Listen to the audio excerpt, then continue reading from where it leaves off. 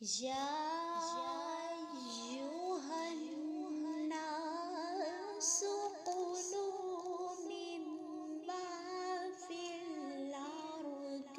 حلالا طيبا ولا تتبعوا خطوات الشيطان إنه لكم عدو مبين إنما يأمركم بالسوء والفحشاء وأن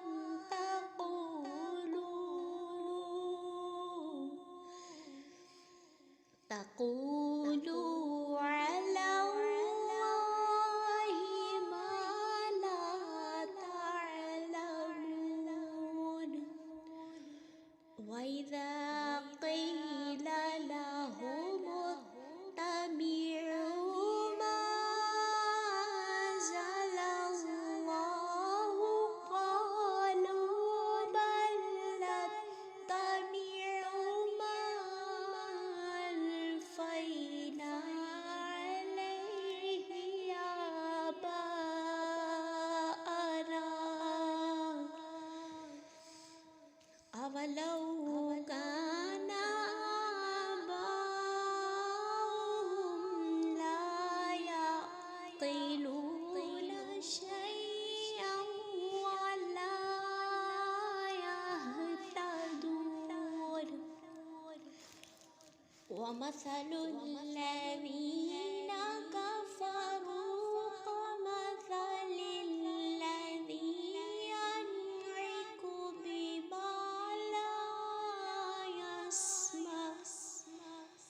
بما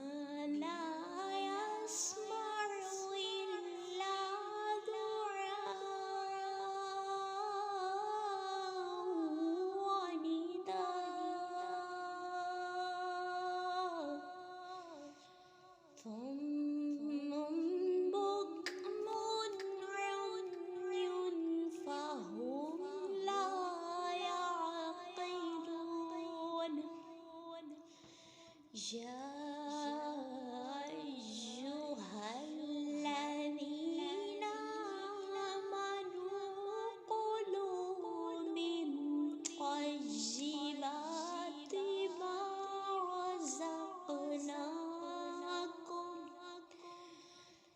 ما رزقناكم واشكروا لله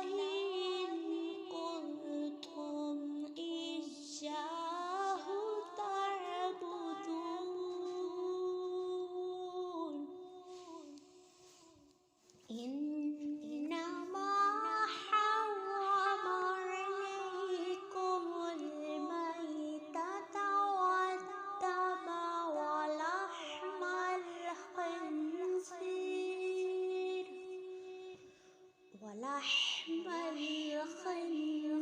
الخنزير وما أهل به لغير الله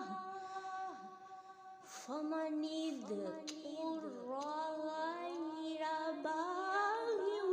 ولا عاد فلا إثم عليه إن الله غفور رحيم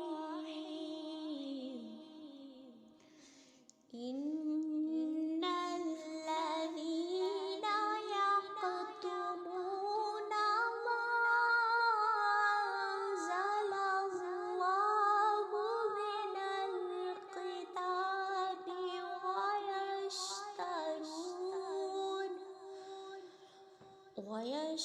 ويشترون به ثمنا قليلا أولئك ما يأكلون في بطونهم إلى النار ولا يكلمهم